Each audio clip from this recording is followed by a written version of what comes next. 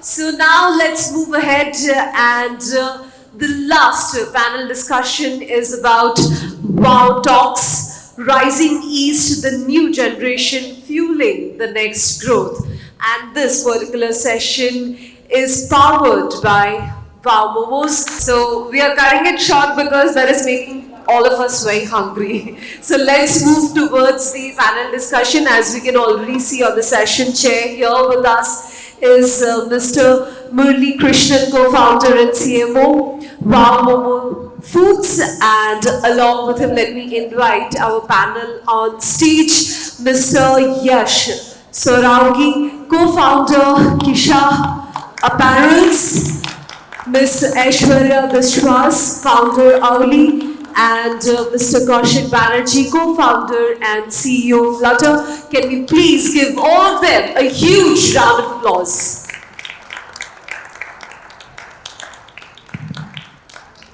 Finally, we come to that session where there are more panelists than people sitting and listening to us. Good evening, everyone. Good evening, Kaushik da. Good evening, Aishwarya. Good evening, Yash. We are startups. So from B2B, B2C, B2B2B, B2B2BC, now we are D2C, right? And we are going to make this really short. We're going to make this snappy, and the bar will be open soon.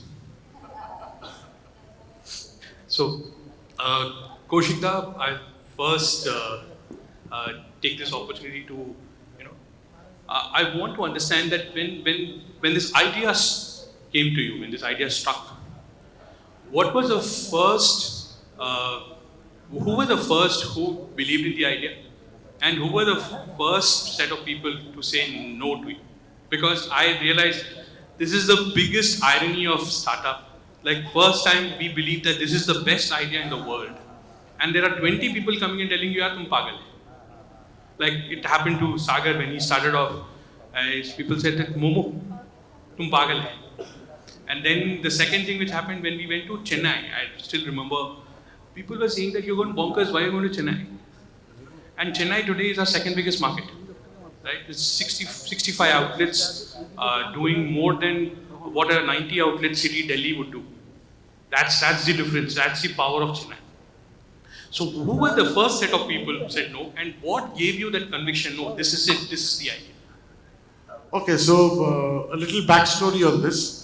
So I was in the corporate world and 30 years in the corporate world, and my son, who's sitting in the audience, he passed out of Xavier's and he got an admission to Alliance Manchester Business School. COVID struck, he couldn't go, so he said, "Let me do a startup."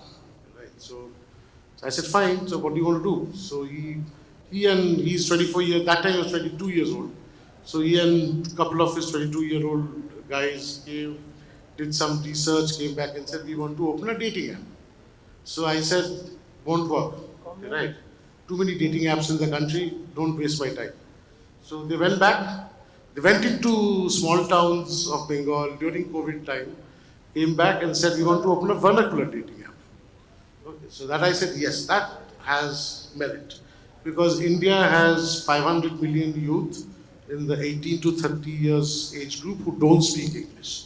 And because of the geo effect which you see, and plummeting smartphone prices, today every small little town has women in, ripped jeans and t-shirt with a smartphone in hand. Only thing is she can't speak English. Okay, so she has the same aspirations as a girl in Pedder Road or Alipur. But again, she can't speak English. So she wants a romantic partner, he wants a romantic partner, but they want to do it in their own language. So the fact that gave me conviction was, if you look at Google search in India, 82% of the searches are in the vernacular language. Okay, so obviously there's a huge market for vernacular language play in India, and that will remain so for the next 15, 20 years. So that was what gave me conviction. Okay, right. And so when we started pitching the idea to investors, maybe 30, 40 no's before somebody said yes. So yeah, one, if you're an entrepreneur, you have to get used to no's. But to me, a no is not a no. I say a no means next opportunity. Come back to him after 6 months, say, this is what I've built, these are my attractions, now will you invest? So that's what. Guys, no is not no, no is next opportunity. That's Rising East, right? So we are all the panelists here are building the next East story, because East has always given the best to the country. So, and we are here to become the next big thing in East. Aishwarya, out to you. Too much of clutter, a, a lot of things happening in the entire cosmetics world, but there is this strong need, strong aspiration which we are seeing. Brands, Indian brown brands are shining and doing great, right? So tell us your story. Tell us what inspired you, and what is that wow moment in your life which you realize that this is it. I think it's innately built in me to propagate education about anything which is so close to you, like skincare. It is your greatest asset, your face. We don't give it any protection because there is no clothes on your face. It's the largest organ. The skin is the largest organ of our body. All these things are true. But if I asked how many of us wear sunscreen, it would be less than 10%. And sunscreen alone can solve 99% of your skincare problems. So the thought was to educate first. Products were there, yes. We had 4 products. We started with 4 products, now we are at 40 products. But never did any brand, I feel, they did have influences, they did have, brand face, but didn't have a core value that I'm going to first take you through the education about skincare and then kind of put a product in front of you. So we didn't want to get into that race, ki yaar maal bechna hai. It happened later when and that is when we realized a strange thing, that where the industry standard to come back and repurchase is less than 5% across the country, we had a 75% repeat customer rate. So that didn't happen because only the product was great. Yes, exceptional product. We put in a lot of effort to keep a quality standard. Like if Forest Essential quality, we'll give at maybe at a much 1/3 price of that. So that was a conviction on the product. But they came back because we taught them what to do with it. And I think that value system runs in the entire organization, and we all take it very seriously to educate first and then handhold and see this people keep coming back to the. Brilliant. I think this is the honest company of East. Yes. Yeah. Yes. And I'm really inspired by the brand Honest Company. So first brand to say no to put the name of the brand in the front of the pack and rather put ingredients in the front of the pack. It's a absolutely purpose-led. You are education first brand, which means you believe that it's important for the consumers to understand what to do with sunscreen. Yes. Then let them have a choice whether they want us to buy, want us try us or try someone else. I have been told this also. पढ़ाओगी तो माल किसी और का बिक जाएगा. Wow. I said बिकने दीजिए. मतलब one day, see anyway we are very like fickle when it comes to our skincare. आज ये लगाना है, कल वो लगाना है. That's why there are so many of us, right? Yeah. If we had loves of our lives, if we met through the dating app the love of our life, then we wouldn't change partners so often. Sure. So skincare is a partner, right? My skincare is my partner, and my partner needs to be forever. That nobody is giving.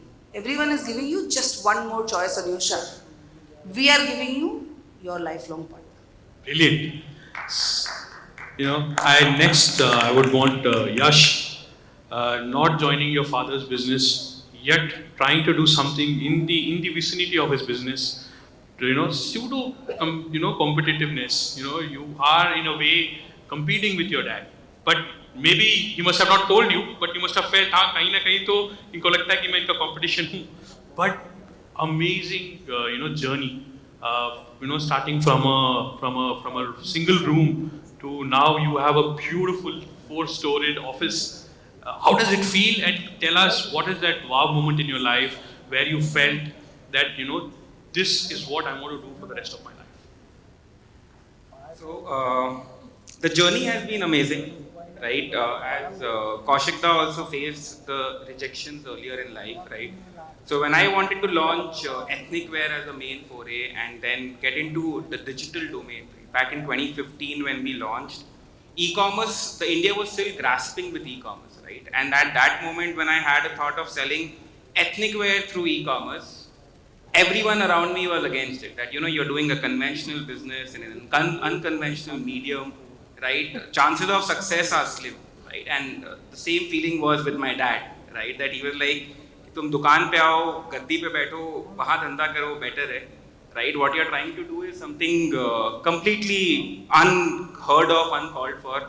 I think that was what was driving me to get into this phase, right? And so when we launched, in 2015, the overall supply was only 1,000 designs in the market, right? And today that supply has moved to close to 30,000 designs, right? So the market's evolved, we've evolved with that, right? And I think the moment when, I actually had the wow feeling in life was when I got to know that, on various marketplaces, e-com platforms, we were doing business better than people like BlackBerry, Louis Philippe, but House of Pataudi, Manyavar, right, comparing to all the stellar brands in the domain, the moment where we could do better numbers and better, consumer traction, right, and when we got to know that we were driving around 25% repeat user base in an online marketplace medium, right, that is what instilled that we are on the right path, approaching the right set of consumers with, solving their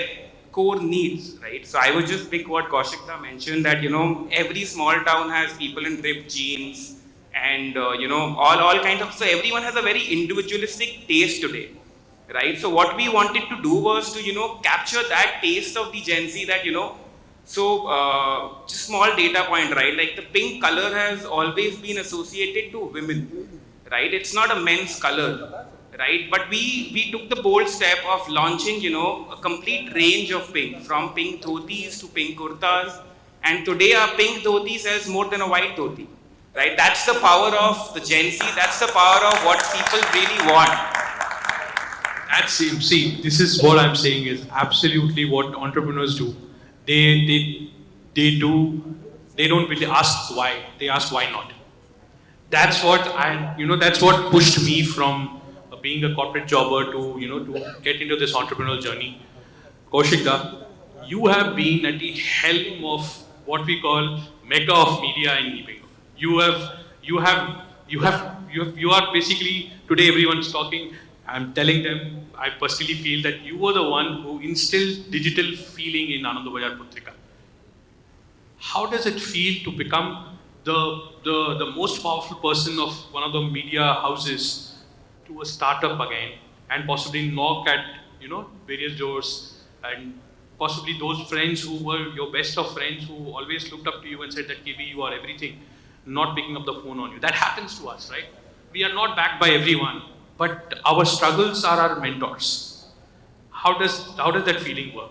I'm keeping a little, brand and brand building away. I feel this session should be about the journey that we don't talk about. That's what motivates people. Interesting question, Bully. So, yes, I was the vice president, and of course, that time ABP was a very powerful house. And but people. There are two kinds of people. There are people like Kanchon who are sitting in the audience who are a great friend, and there are people who are great friends with your chair. Okay, so you have to understand who's a friend of your chair and who's your friend. Okay, right? So you need to understand that difference even when you are sitting in a powerful chair.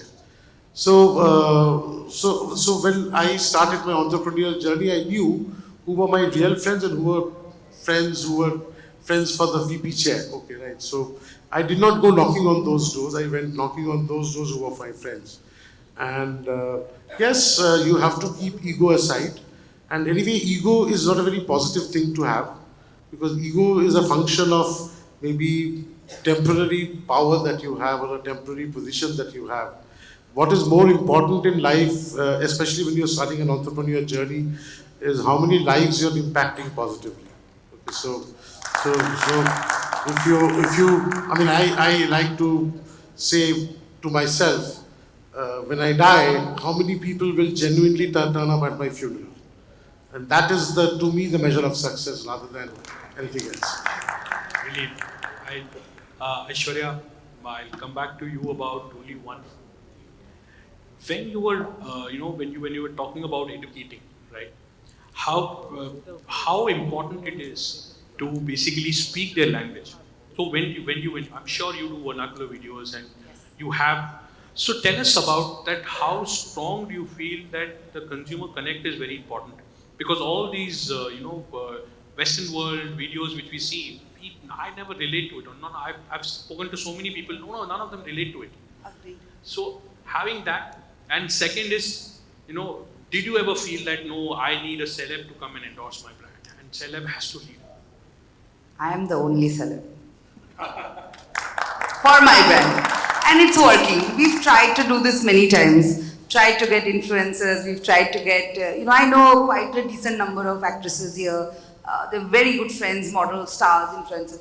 But it's never worked. It's always, and I think I kind of, मैंने ही बिगाड़ा है. Because the entire 2 years of COVID, I sat in front of my, phone, and I went on talking and made content worth thousands of hours. And pre-COVID to post-COVID, we made our first orbit change. So while everyone was thinking कि यार क्या होगा, we are here struggling to fulfill the demands only because we made that effort. When people were listening, we were giving them content to listen to. And what happened during COVID is that first time we all picked up that Vitsy tablet for ourselves कि खुद को पहले देखना है, उसके बाद किसी और को देखेंगे. And people were ready to listen to what are the ways where we can make our lives better, skin better, hair better, body better. So I think at that point in time, I was the only option for the team, and we did try that. And in the West, like you said, I think all brands are represented by somebody at the core of the brand. In our country, however, I don't know any founders. Now lately, Deepika Padukone maybe for her brand, but other than that, I have barely seen any skincare founders coming out there and saying, "मैंने लगाया, तुम भी लगाओ." So I always say that I am my own guinea pig. The only animal that has been tested on is me. And so these are the kind of ways to kind of, I have tried to reach out to customers, and it has helped. The minute they know that our entire life's goal, like he said, he wants to be remembered as somebody who made a dent. My life's goal is also exactly the same. If I make sure that one person in this room today converts to a lifelike sunscreen user, I will be very happy. And every day I need to convert people into the science of skincare, one person at a time. Even then it works. So I think that is the thing. And to answer the question about face for the brand, then yes, of course, that's a standard process, which maybe some more, a couple of rounds later, when there will be we'll be maybe told ki yaar le lo. So then we'll think about it, but the essence even then will be the same, ki padhana hai aapko, and then we'll take it forward. So this is what beautiful thing about startups, and we don't say a couple of years later, we say a couple of rounds later. And coming back to that point, which is beautifully, I think this entire setup is setting very well. Completely bootstrapped, 2015 to 2023, not taking a penny from anyone. In fact, I know my investors chasing him and coming to Sagar saying that please convince him to take money, but he's not taking money. How does that feel? Yeah? Because in this industry, and he's got, by the way, the lowest returns in the industry, which is outstanding. How does it feel? Say no to money. It feels empowering, right? Because where everyone is actually chasing a check, right? We are not chasing check because we feel that we need partners for the long-term vision and not to fund our short-term capital requirement, right? And having said that, because we've been obsessed with our consumers, right, trying to solve their problems, and the community's been really helpful, right, in giving us handsome profits, right, buying at a steeper price compared to others, right, making us a float. And I think round is something we would want to get into that circle when we are exploding throughout the country, right, from a retail footprint, right? Right now, we want to focus on our digital footprint because the world right now is digital first, right? No matter if someone buys anything offline, but they consume that product online, right? The first know-how for anyone and everyone is, going on Google, searching about the product, knowing it, and then maybe going to a store to buy. Correct, correct. So I think this is the essence of it. Kaushik, again, very, very inspiring story. How do you keep up with a team of so much of youngsters around you? Do you feel is there a FOMO? Yeah, so if you come to our office, I've virtually seen the entire yeah, office. so Beautiful team, amazing young team. How does it feel? yeah, so I'm the dad of the office at 54-year-old, and everybody else is below 27, 28. The tech team is between 25, 26. So it feels good, I mean, the good thing is the youngsters bring a lot of energy and enthusiasm into their work. And one of the things we pride ourselves at flutrr is on our team dynamics and our team culture, and the kind of culture that we have been able to build. So it feels great to work with these youngsters. And one of the things we have instituted in our company is that the best ideas can come from anywhere. I mean, it can be a marketing guy giving some idea about tech, or even a finance guy giving some idea about marketing. So we have team meetings every day in the morning. It's great to see these young faces who are there out to conquer the world. So as my son said when he came back with the idea, he said, I don't have gray hairs, so you be the CEO and run finance, function, corporate strategy and funding.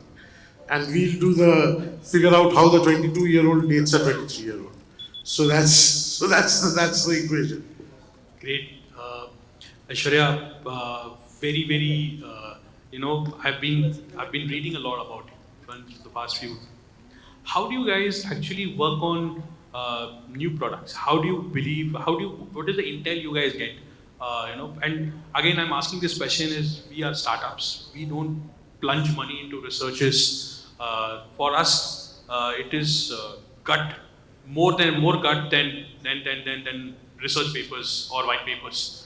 How do you guys believe that this is the product which you should move into nudge with next? So because we do a lot of educating, we have this entire channel which is the customer facing channel. So there are 10 girls who are all educated in skincare and cosmetology, and they speak to at least 200 customers in a day. So that's their only job, to speak to customers, ask them about their skincare problems, their journey, their free consultations, all that we provide for free. So the most important place where we get information is the customer. Because we speak to almost 2,000 in a day, and that over a period of time we get new, old customers, some people who've been buying for last 5 years. So those people give their thoughts and ideas. We do a little bit of, also understanding of what are the active ingredients trending in the world. Like we, for example, launched a retinol serum this year, which was the formulation was ready last year. But if we didn't drop it this year, we would be left behind.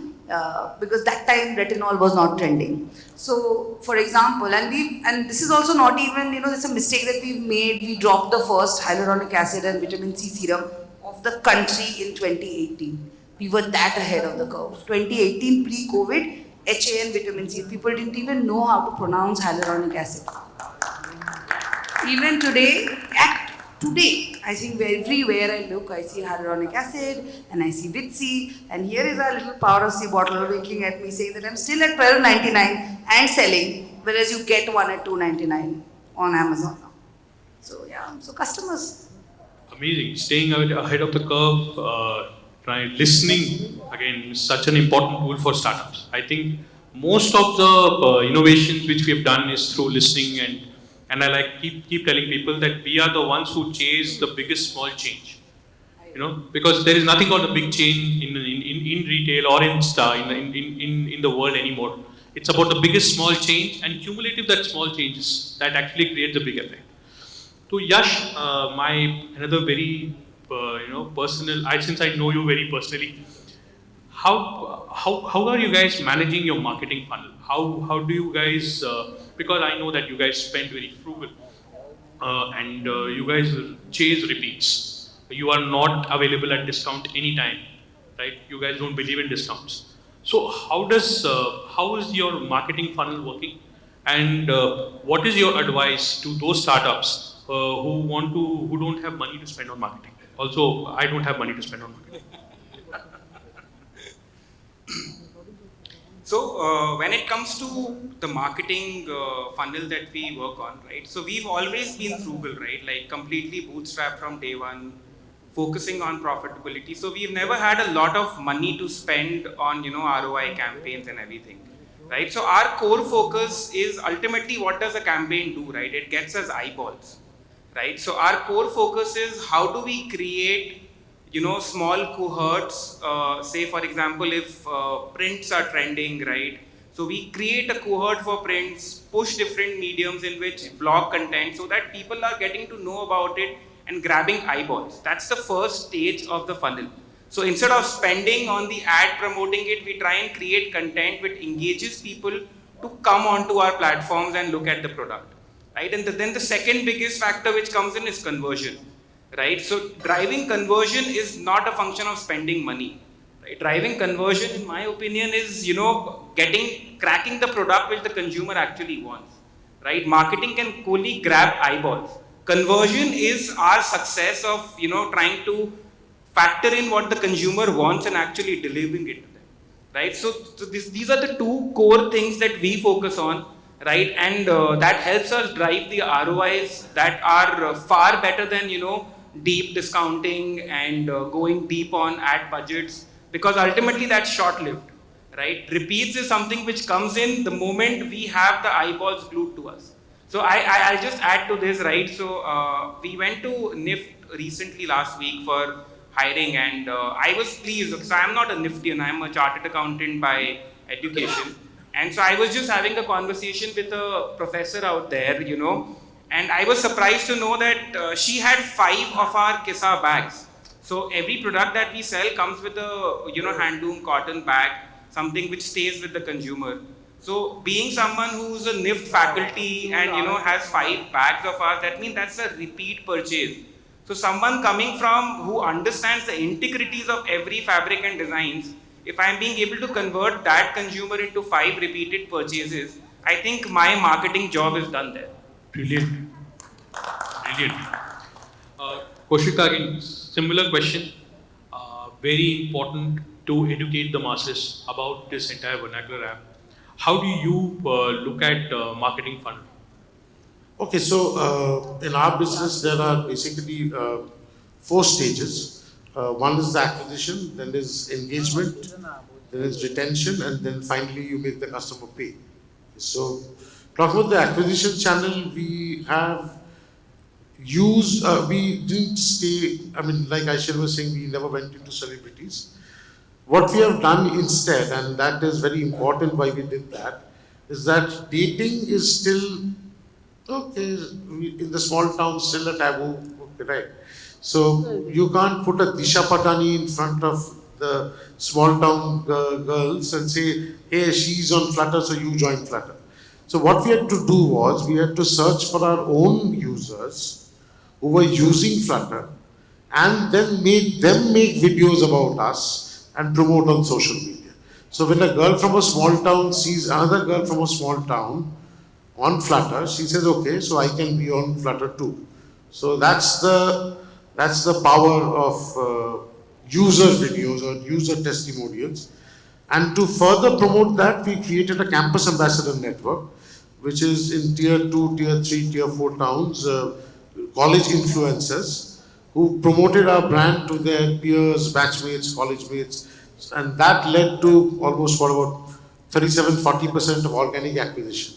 So a very low cost, user based, relevant, authentic marketing. That's what we did. Brilliant. This is the best thing I love about this panel. All of us are believers that you will have to become the brand relevant to the next door. And customer is fueling our growth. Like I keep telling people that we do whenever we get suggestions online and we end up doing that product. I remember we launched Darjeeling Momos. Darjeeling Momo was basically a few customers, around 50 odd customers suggesting certain kind of momos. We launched that. We went across the country, got them to our offices, did a shoot with them, and the ad basically had mugshot of that 50 people, saying that thanks to our customers, they are our ambassadors. I think that's what we are all believers of here. Aishwarya, how do you fuel growth? What is the growth acquisition channel, or what is that how do you spread awareness? Mostly, like I said, we focus a lot on informative content, and till about last year we were also very, very frugal because we didn't have money to kind of spend on marketing.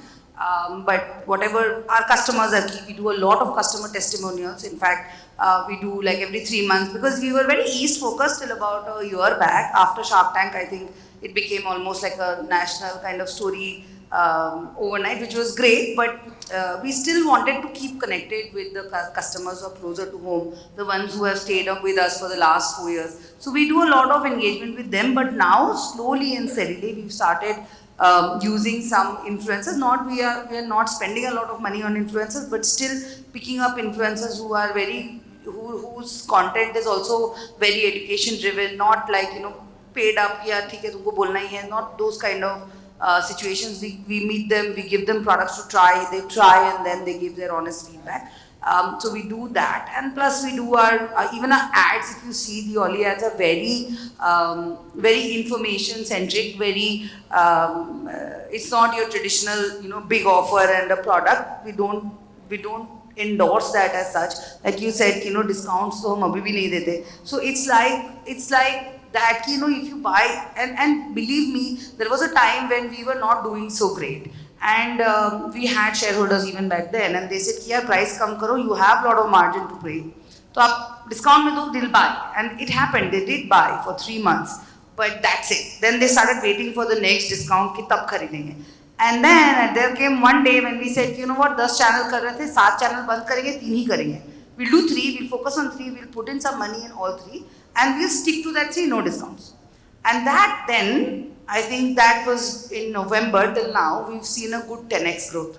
Just by cutting short, all the distractions or all the frills, which we as a small team, we were trying to achieve all of that. So we said, no, we're just going to take off of all the extra fatty layers upar se jayega. We'll just stick to our core 3 pillars, which are one is social media, one is our Amazon, which is the only marketplace that we do, and our own website. And from there on, I think we are 80% of our entire online sale is on our own website, which is an unheard of number again, because we focus on that, because we educate na, they know that ये आदमी extra time लेके ये कर रहा है, free education आपके website में आ रहा है, तो they are coming here and they are paying for that information, and then they are paying full price for a product. And believe you me, there was a time when we couldn't supply to the number of orders we got, and we went in a month later to the customer with the product, and the RTO over there was out 1500 orders, only 15 pieces came back. And those 1500 orders, and this is the number that just came up today. So there's something that we are doing. Right, absolutely. This entire journey cannot be, I keep telling people that it cannot happen without right people. How do you find, and because the topic is Rising East and we are born and brought up in East, how do you find difficulty in acquiring talent in East? Do you find difficulty in retaining talent in East? Because East is, I think, poster child of brain drain, right? So, but there are people like me who come back. Same, even I came back. You came back, yeah. We all came back. So how do you activate that? Because that is very critical in our entire growth phase. So on this, initially when I started off, I had nightmares building the team, because trying to instill, high growth, hyper growth, interactive environments was becoming difficult. People were in a shell, right? But now, gradually over the years, what I have realized is, that the youth of Eastern region has changed, right? Now they are more aspiring, more growth oriented, right? And there is an environment where everyone is willing to work towards a common unified goal, right? So what I felt, one thing we did well was getting everyone buying on the same dream that we are living, right? So that is something which unified everyone to, chase it. And if we all, kind of meet those milestones, it's a kick for everyone that yes, I am adding value to the organization. And second, on the retention bit, what I realized recently that money is not the only motivator to retain people, right? So retention is more about feeling like family, right? There has to be a personal connect with everyone. The person should have a connect with the founding team, with the brand, with the overall their colleagues, right? So there needs to be some engagement, fun. Like, so what we started doing was, a monthly hurdle of educating sessions in this new AI drop, right? So every month there is a small hurdle where any one of us comes and educates everyone else about the latest tool, right? Which we can incorporate in our lives, right? Be it, say Excel formulas, right? Earlier everyone was chasing each other ki Excel nahi aata sikha do. But now there are tool bots, right? So now that's empowering everyone and everyone's feeling that, okay, I'm learning more than what I'm getting paid for, right? That's something which is keeping people motivated to stick to the organization and live the dream together. Learning is such a critical factor. Kaushika, this will be our last round of question. That when how much do you feel that youth of today is like Yash mentioned about believing in the dream, and we all had manifestos written in our boardrooms, mission, vision statement, and all. But now everything is crumbled down to one single piece of visual and a single line because that's what the young generation understand. How do you decimate that vision to your to your team because you have a lot of Gen Z in your team? And second, do you believe that no, youth of today is not useless? They are useless. No, I do believe the youth of today have a lot to contribute. I see it in my own company day in and day out. Okay, so it's not only about stating what your vision is. Just stating your vision is not the end of everything. So I'll tell you what we did. We know what we are driving at. We have broken that down into a working plan where everybody knows their role within their role, how that contributes to the overall vision. And then the third thing which we have done, which I think we are unique in doing so, 17% of my company is held by employees. So if I make wealth, they make wealth too. So a combination of all these three have really helped us create the team that we have. Aishwarya, and my last question to you would be, you see AULI today, 5 years down the line, where do you want to take AULI to? We are starting international next month. So the world is waiting. We are all going to, they were getting to speak about team, so I'll speak a little bit about team. I think हमने सारे ने MBA कर लिया AULI में बैठ के, है ना? So I think every single person is doing every single thing, and everyone is very committed to add value wherever necessary. Very young, and there's of course there are challenges which are, and even I don't know the answer to that. Like every day I'm also learning, so along with that they are also learning, and I think every day and we're not afraid to take up these challenges. When one of our investors, he's in Dubai, and he said, you know what, 17 product, 20 product मैं लेके आऊँगा.